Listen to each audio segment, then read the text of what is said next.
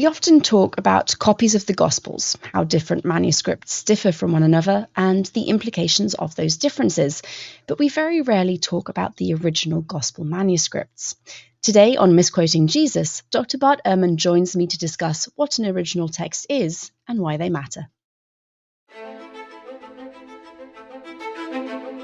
Welcome to Misquoting Jesus with Bart Ehrman, the only show where a 6-time New York Times best-selling author and world-renowned Bible scholar uncovers the many fascinating, little-known facts about the New Testament, the historical Jesus, and the rise of Christianity.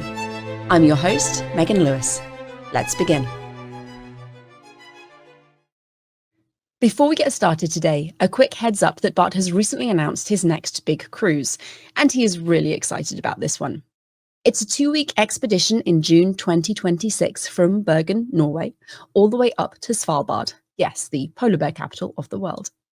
He's been wanting to do this route forever, and what he's really looking forward to is time with all of you. Long conversations over great meals, exploring the breathtaking coastline and majestic fjords together, and sharing brand new material about who chose the 4 Gospels. This is the topic of Bart's new book, and you'll be the first to hear what he's thinking about it all. If you're interested in joining Bart on the cruise, there's a special $300 discount if you book by December 15th. Just head to bartehrman.com/Norway for all the details. Welcome back, everybody, to Misquoting Jesus, where this week we are talking about exactly what an original text is, why they matter, and honestly, why we don't have them anymore. We've also got Bart's Soapbox at the end, so make sure you stick around for that. Bart, how are you doing this week? Yeah, I'm doing well. I've got these 2 classes this semester, these undergraduate classes that are they're just so much fun and interesting. And I probably have said this before, I just really like this generation of students because they're actually interested in things and they work hard and they think and they want to talk and it's fantastic. And so it's good work if you can get it. Teaching undergraduates, really good. So So how are you doing?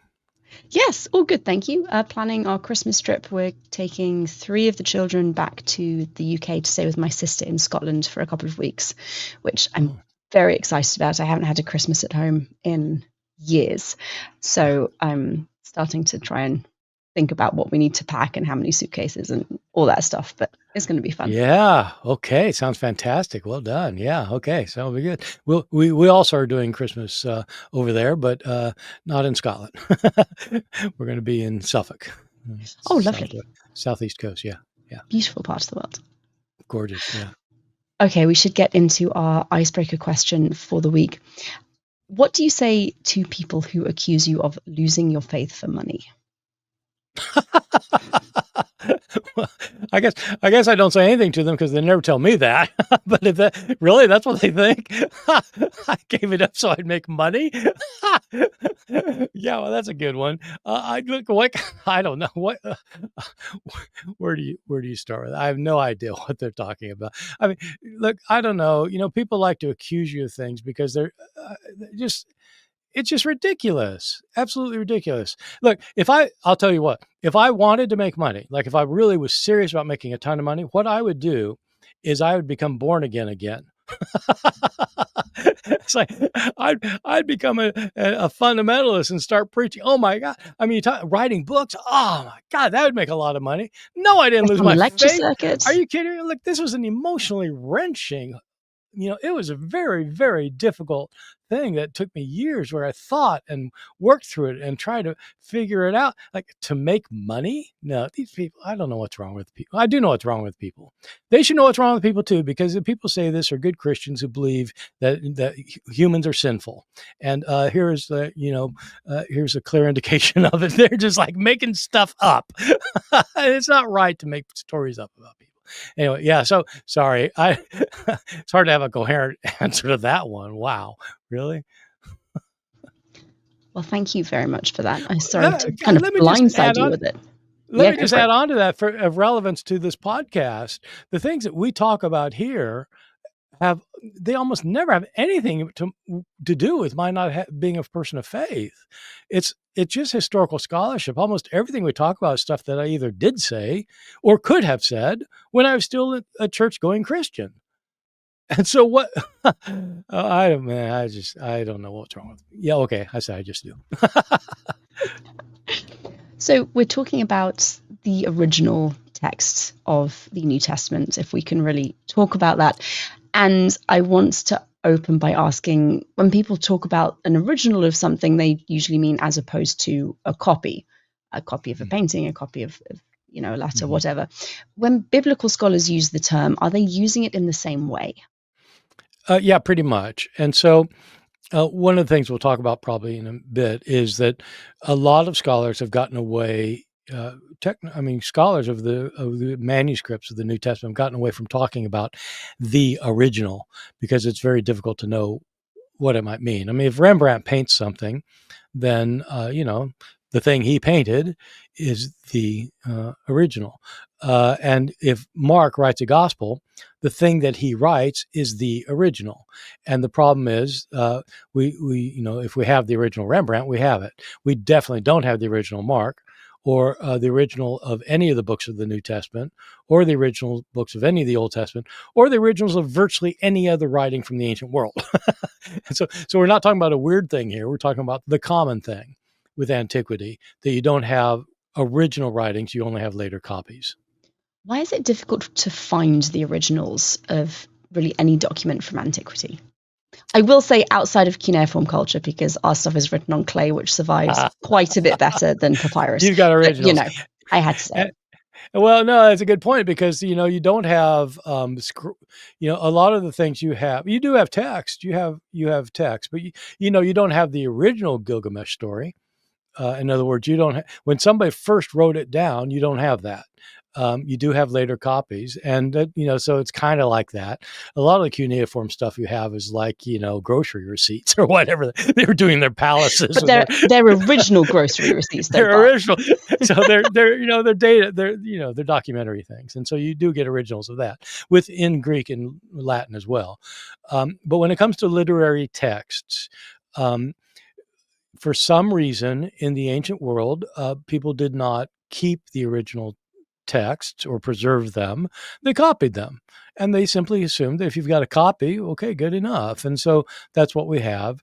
And so the reason it's hard to say it's hard to get back to get the originals isn't. I mean, it's not that it's hard. They don't exist. And so as far as we know. We don't have anything that could have been an original for any of the books of the New Testament. Whether one exists someplace, boy, that'd be good, but they don't exist. And so what you have to do is, if you want to know what Mark originally wrote, or Matthew, or or James, or Paul, or whatever, if you want to know what they originally wrote, all you have are later copies. And if all the copies agreed with one another and there was no difference among them, then there wouldn't be a problem. Well, there might still be a problem. There might be a very big problem, but you wouldn't have the problem we have, which is that we've got lots of copies and they don't agree with each other. So we don't have originals for the New Testament manuscripts or the New Testament books. What do we have when it comes to the New Testament in terms of sources? Well, we've got so this was my original academic interest. Starting when I was like 18 years old, I got interested in this question because I knew that there were passages in the New Testament, like when the woman taken in adultery in the Gospel of John, where Jesus says, let the woman without sin be the first to cast a stone at her. That passage, I knew already as an 18-year-old, that wasn't originally in John, but it was in most of our manuscripts. And so scholars have long been interested in knowing what John actually wrote and what Matthew wrote and Mark wrote. But you don't have those things. You have these copies. So when it comes to the New Testament, experts in reconstructing the original text have three main bodies of evidence.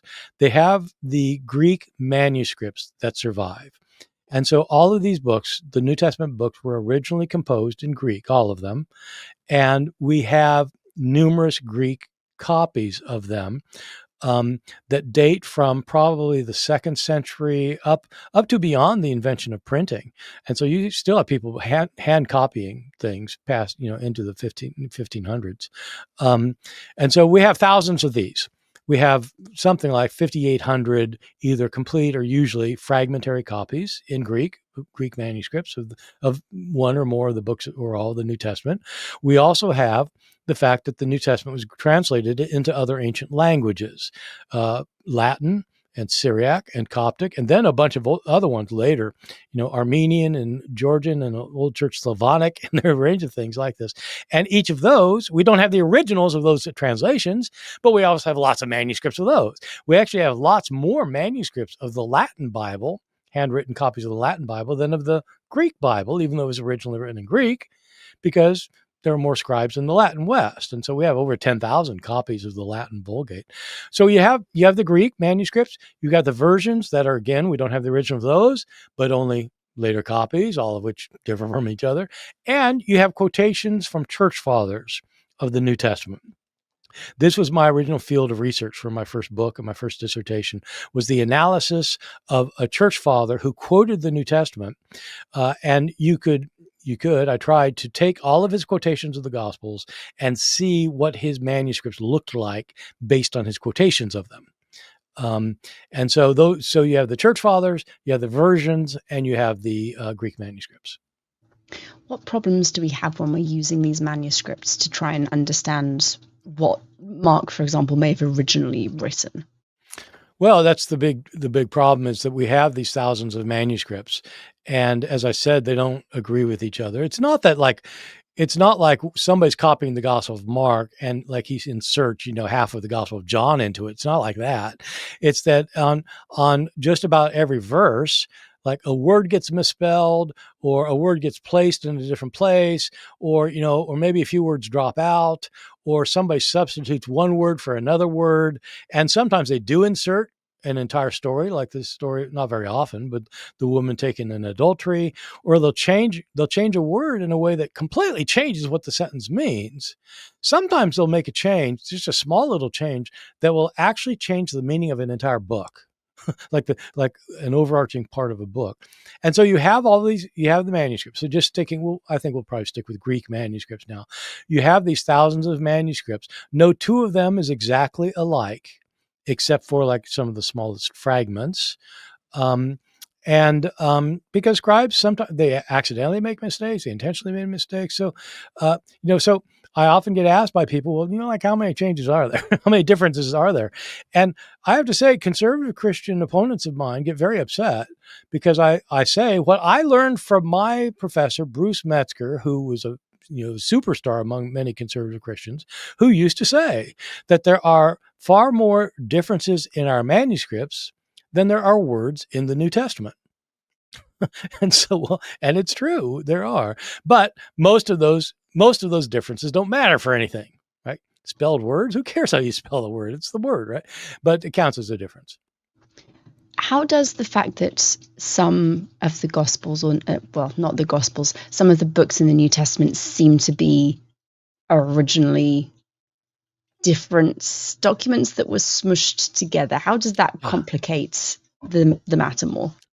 All right. So here's part of the problem with why a lot of scholars, I would say most of the experts in this field, the field is actually called textual criticism. That's a technical word. Textual criticism does not mean interpreting a text or criticizing a text or giving a literary interpretation or understanding it historically or seeing the contradictions. None of that. Textual criticism is trying to figure out what the original said and figuring out how scribes changed it. And so that's what that technical field is, textual critic.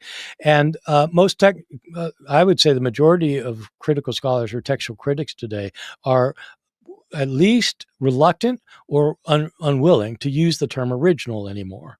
And this is one of the problems, the one you just isolated. We have good reason for thinking that something like the book of 2 Corinthians, critical scholars, I learned this in seminary, have long argued that 2 Corinthians is made up of at least two letters that have been spliced together, possibly 5 letters. I think we can demonstrate that actually it was 5 separate letters that have been cut and pasted together to get kind of a greatest hits version, kind of a 1-letter version of these various letters. I think you can show that on literary grounds. But if it's true that this is like a bunch of letters that have been kind of pasted together, so chapters 1 through 10 almost certainly are from a different letter. 1 through 9 are a different letter from 10 through 13 for 2 Corinthians. If that's the case, what's the original of 2 Corinthians? The original would be 2 different letters that we don't have in full. So is the original the one that whoever cut and pasted these things together, is that the original? But then the original of chapter 7 is not the original of the original letter. It's the original of the one that's been pasted together. So what's the original, and how would you possibly have it? How would you find out what the original of chapter 7 was if you don't have any manuscripts of the original letter that was cut up? And so it just for some scholars, it makes talking about the original text something that doesn't make sense.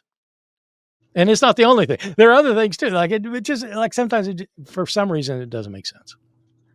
So in addition to the difficulties we have with the individual manuscripts, are there any more theoretical problems with talking about an original text of the books of the New Testament? Yeah, well, these theoretical things are some of the other complications. I mean, you got these possibly cut and pasted things, which include things, for example, that the Gospel of John almost certainly did not originally have what's now chapter 21. This is widely thought among scholars. So which is the original, with it or without it? So all the manuscripts have it. It's in all the manuscripts, but there are really good reasons. So what's the original? So here's another problem. This one, moving from outside the Gospels to, say, the letters of Paul. Paul dictated his letters. It looks like there are a couple of hints in his letters that he was dictating this to a scribe, and so he was giving it orally, and the scribe was writing it down. One reason for knowing this is because in Romans chapter 16, the Paul's greeting the people in the church of Rome, and then all of a sudden you have this verse that says, "I, Tertius, the writer of this letter, greet you." What? I wrote this. What? Who's Tertius? He's the guy he was dictating to, who was actually writing. Okay, so let's suppose Paul's writing, say, to the Galatians. Okay, he's writing a letter to the Galatians, and he's dictating it. And he's in a small room, and he's got a scribe there who's like taking down dictation. What if he writes down the wrong word? Like, what if Paul says a word that sounds like another word that would have made sense, and he writes down the incorrect word? Okay,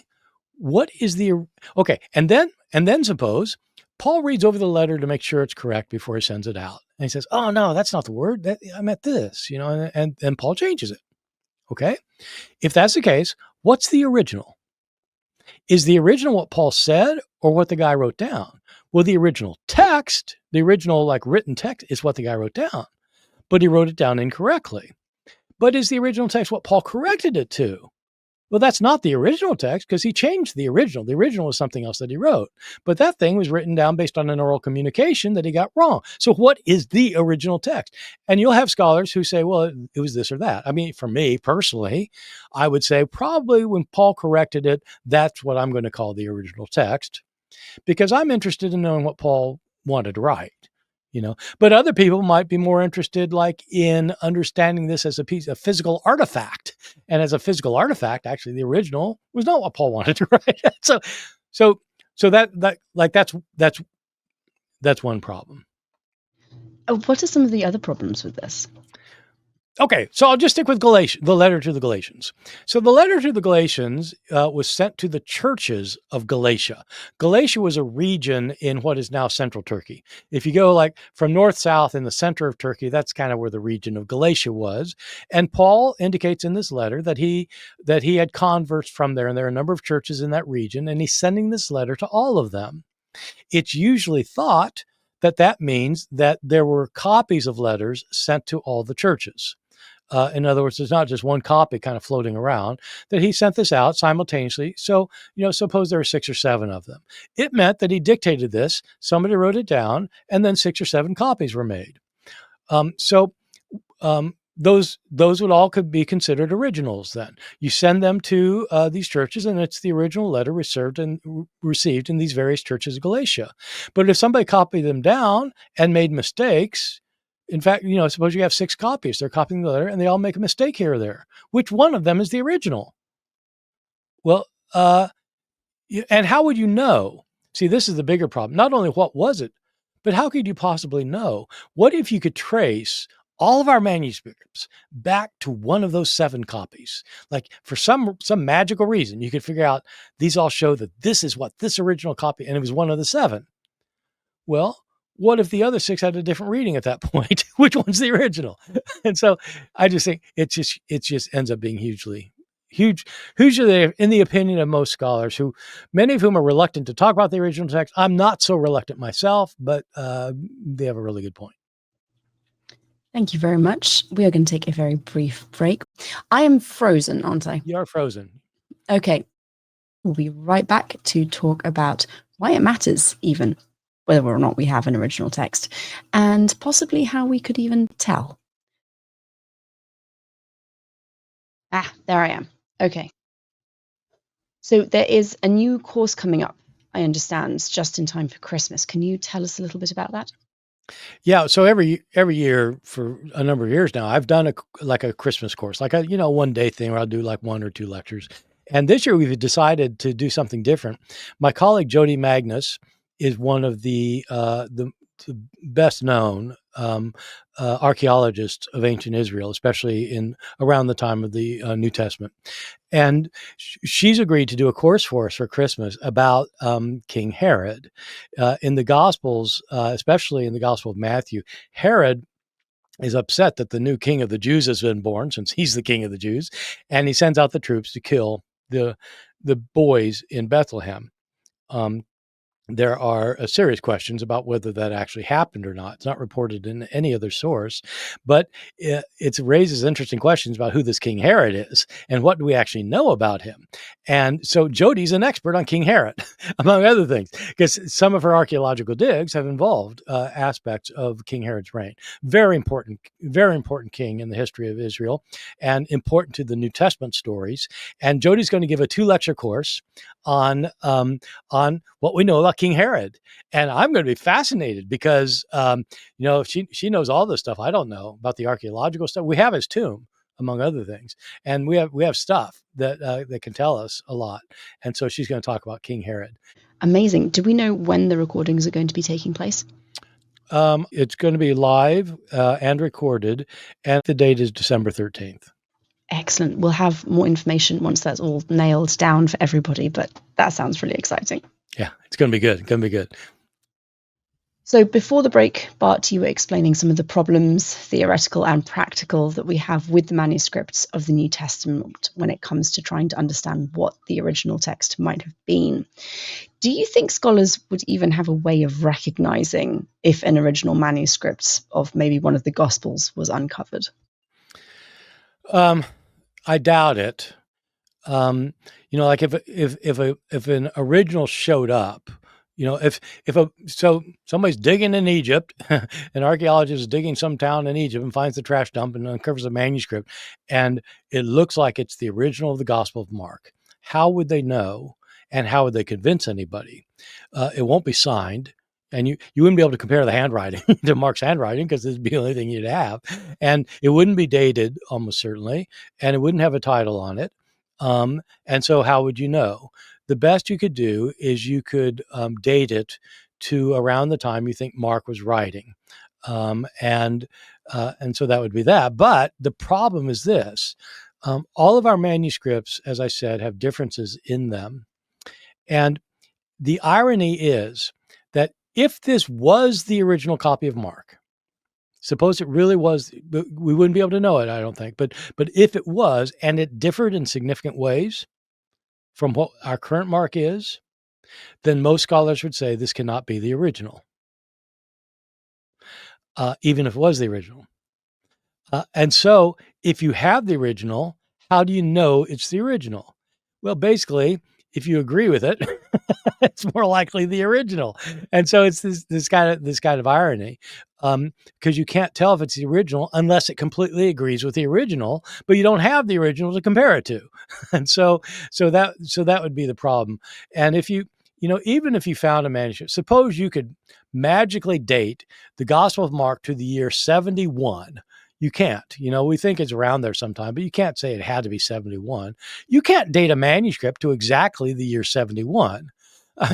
You can date it within 50 years of 71. Like it could be 25 years before that or 25 years after that. That's as well as you can date a manuscript, either using carbon-14 dating or doing handwriting analysis. Is basically, you've got to have a window. But suppose you're in this window and you think, you say, okay, so this is it. But there were copies of Mark probably produced like within a year. So how do you know if you got the original or the first copy? How would you possibly know? You wouldn't be able to know. My view is you wouldn't be able to know. So if we don't have the original manuscript, and even if we did, we have no way of knowing whether or not we do, how do scholars try and get back to what the original wording might have been? Well, this is the task, and this is what I got interested in when I was still young, a young evangelical. How do you decide what the original is?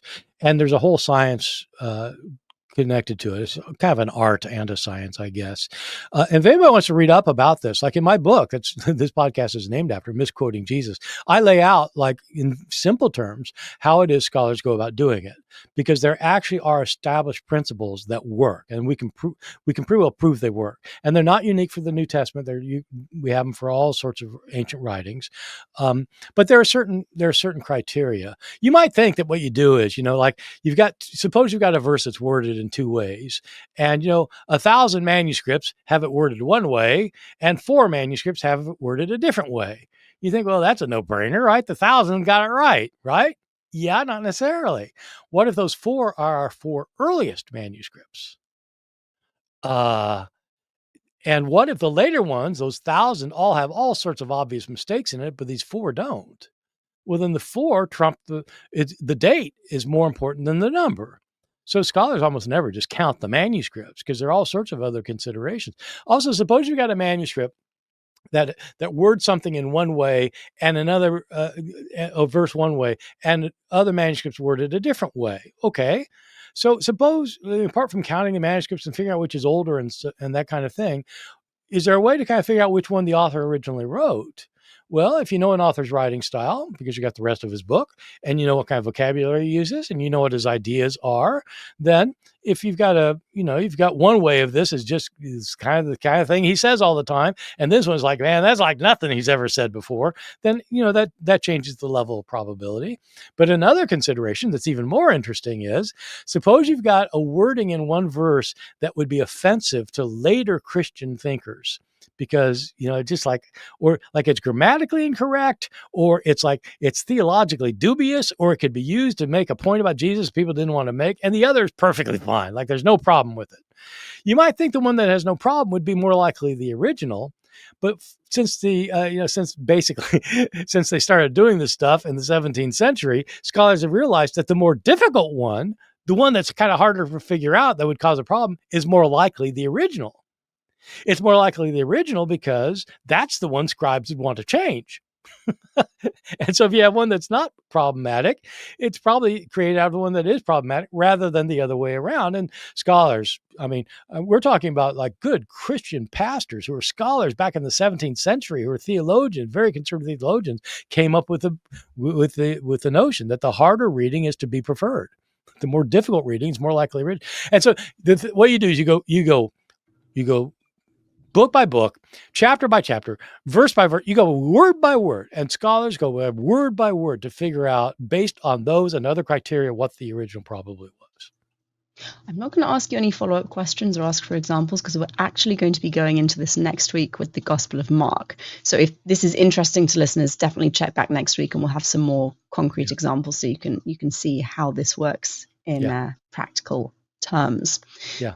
Now, why does it matter if we have an original of a manuscript or not, especially if we can't ever know that we do have one? Why does it matter? Well, it matters to many people that you may not have the original manuscript, but you want the original wording. And it's for several reasons. This is true not just of the Bible, it's true of everything. My wife, Sarah, is a Shakespeare scholar. And it is notoriously difficult to know how his plays were worded in many, many places, because they weren't written for publication; they were written for performance. And many people who know about Shakespeare know about the quarto and the folio volumes, which, like Hamlet, will be different between the two of them, or Lear, they'll be different between. But it's even a much, much bigger problem. And so Shakespeare scholars debate all the time about what Shakespeare actually wrote, and directors have to decide, well, what do we put on stage? Which form of Hamlet? Which form of Lear? Which form? And so it's a problem in all fields that deal with literature that before printing. And so, or at least before, before we start getting mass production of stuff. So with the Bible, it's especially difficult because many people think of the Bible as the Word of God, and that its text is sacred, and that it is completely infallible. But what happens if this verse that you think is infallible, you don't know what the verse originally said? And so, and if you think it's God's word, which words are his word? Which is it, this manuscript's wording, or is it that manuscript's wording? And so for people who are committed to the Bible, it's a very big problem. And this is what got me interested in it in the first place. I was a conservative evangelical who believed that somehow God had made sure that the right words got in there. I didn't think God like dictated it, to Mark or to John or something, but I thought that somehow or other God directed the process so that the original words were God's words. That's what made me want to find out what were the words. And it turns out there are places where we can't know. I think we can't know. I know that we don't know. I've got some people who criticize my work who say, "Oh yeah, but we have the original text." These people disagree with each other about how verses are worded in places. Well, if they're sure we have the original text, why don't they agree on what it is? One of them's wrong, or all of them. And so it's important for readers generally. I think people just, when they read Matthew, they just want to know what Matthew said. They don't want to know what some scribe made him say 600 years later. They want to know what Matthew said. That's a natural inclination. But also theologically, it can be very important for people to know, if they have reverence for the book, to know what the book said.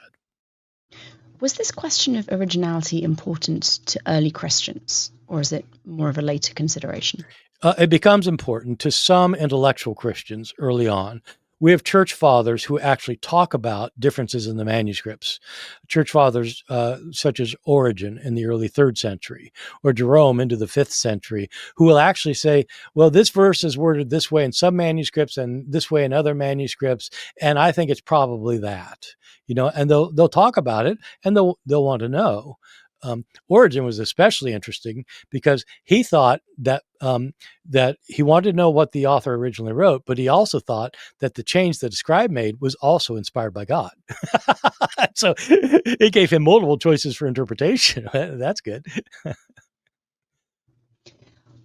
Was there an idea among these early Christians that if they could identify the original manuscript, then they would have found the truth? I think that most early Christians, as most people today, think that basically we have the original good enough, and so that can be taken to extremes. Some people, I think there are two extremes to avoid. There are some people who've read my stuff who tell me that, since we can't know anything about what's in the New Testament, what's the point of studying it? And they're misreading me. I'm not saying like it's hopeless. We have no idea what somebody wrote. I think on level of probability, we have a really good idea about what most of the authors wrote in most of the places. And I've always said this. For some reason, people don't hear me when I say it, but I say it that, so we have a pretty good idea what Mark said. There are many verses where we're not sure, and some of those verses really matter. But lots of the verses, it's like it's not really something that is probably disputable, I think. So so there's that. There are other people though who say, well, we can't know everything. You say we've got the whole thing, and I have these debates with good scholars who say, look, we've got the originals. We have so many more manuscripts than we have for any other book. And, and sometimes the arguments just get weird. Like, you will sometimes hear a Christian apologist say, we have more manuscripts of the New Testament than we have for any other book from antiquity. Therefore, we can trust the New Testament. And, this is nonsense. So maybe people don't understand why it's nonsense, but let me tell them. If we have more manuscripts of the New Testament, that means that we're more likely to be able to establish the original text. So suppose theoretically, suppose that you could show without doubt what Mark actually wrote. Why does that mean you can trust Mark? All it means is you can trust that you know what he wrote. But that doesn't help you that much. You know what Marx wrote, as opposed to Mark, what Marx wrote in Das Kapital. You know what he wrote. You know the word. Does that mean you can trust him? And so the fact that you know what an author wrote doesn't mean you can trust him. So it's a silly argument. It might, and you can't even know what the words were. But if you did know the words, it's got nothing to do with trusting whether they're right or not. That's a different thing. So people use this kind of issue about the manuscripts and their differences to wide extremes, and I don't think either one is right. We basically know what they said in most of the places, probably. I think we certainly know in many places, and we don't know in lots of others. So there it is. I have one final question before we move on to our bonus segment. Do you think that some kind of search for an original manuscript even has academic value, or do you think that there are more important questions to be asking? When it comes to academic questions, my view is that whatever somebody's question is, it's worth pursuing. And, what I'm particularly interested in is not what some other person's interested in, but if it's an academic question, they should pursue what they're interested in. My friends in graduate school thought I was nuts. My dissertation was taking the writings of a church father to figure out how he quoted Luke to see how that compared with 24 Greek and Latin manuscripts. And you call yourself a New Testament scholar? That's not interesting. I said, well, it's interesting to me.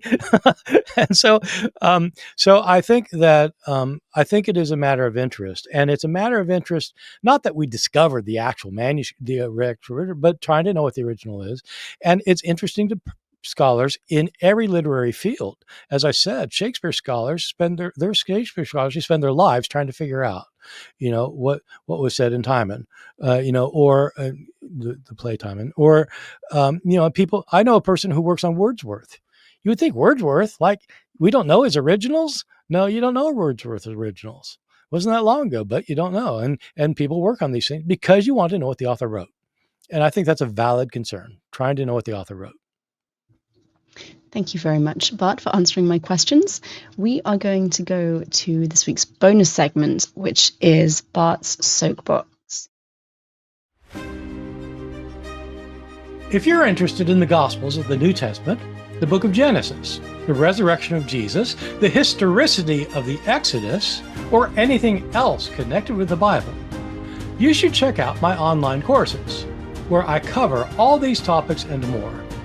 If you'd like to learn about the courses, check them out at barterman.com. You can receive a discount on any of your purchases simply by entering the code MJPodcast.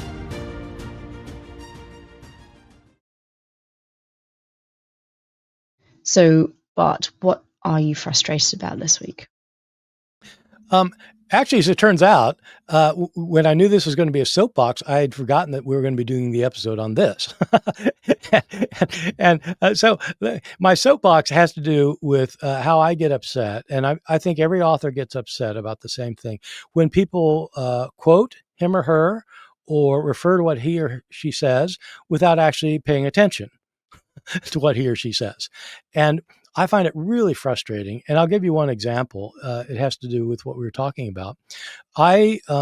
As I've said before on here, I left the Christian faith because of I could no longer reconcile the pain and the misery and the suffering in the world with the existence of an all-loving and good God.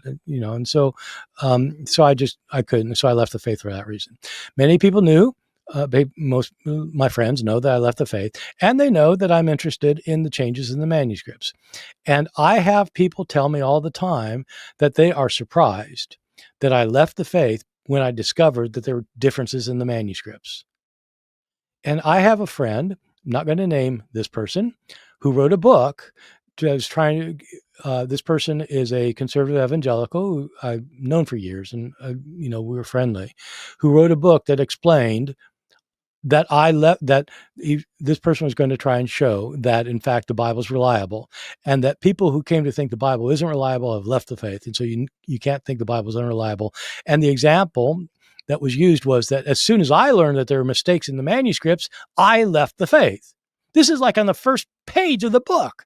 And I was like, I called the person out and said, "What are you talking about? It had nothing to do with why I left the faith." I mean, maybe, and all you had to do is call me and ask.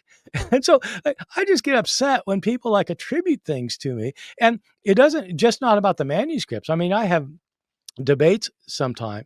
I had a debate where my debate partner wanted to say that my goal in life is to deconvert my students. And he knew this because one of my former students, had told him that I announced that to my class, that my goal is to deconvert the class. And that was just false. I mean, I don't know if it was a lie or I don't know. I mean, but somewhere along that falsehood got hidden, because I always say exactly the opposite. And any student who's awake and sober can tell you that I say just the opposite. That I say, look, I am not interested in, changing your religious beliefs. I'm interested in teaching history and literature in this class about the history and literature of early Christianity. And I'm quite explicit about it all the time. And so during this debate, I'm saying, what? I never say that. I've got an eyewitness report that says that that's what you said. I said, look, that should show you the value of eyewitness reports, because, later you're going to say that the eyewitnesses to Jesus said something and that it had to be true because an eyewitness did. I said, that is categorically false. You can ask any of my students this semester. Just ask them. They're there. They'll tell you. And so when people, I don't know, we all have thin skins when it comes to people reporting falsehoods about us. But I especially have it because they're doing it because they're basing it on something I allegedly said in class or that I wrote when I didn't write that or say that. And so I have no problem with criticizing other people. I think people, it's fine. You can criticize people when they say or do something that you think is wrong. But don't, at least do your homework, especially if you're a scholar. Isn't that the point? Do your homework? If you can't read my text, what makes you think you can't read my book? What makes you think you can read the Gospel of Matthew if you can't interpret a text and just based on what it says? So, yeah, okay, that's my soapbox. I just think that if you're going to critique scholars, you ought to at least know what they say. I think that's a very fair soapbox, to be honest. Thank you for sharing. Audience, thank you all for listening. I hope you enjoyed the show. If you did, please subscribe to the podcast to make sure you don't miss future episodes. Remember that you can use the code MJPodcast for a discount on all of Bart's courses over at www.bartehrman.com. Misquoting Jesus will be back next week. Bart, what are we talking about next time? Well, next time we have a perfect follow-up. We're going to talk about the Gospel of Mark. And we're going to talk about how scribes sometimes change the text of Mark in significant ways. And so just one gospel, and just pick out some examples of the kinds of changes that scribes make, just so people can see how it all worked. Thank you all, and goodbye.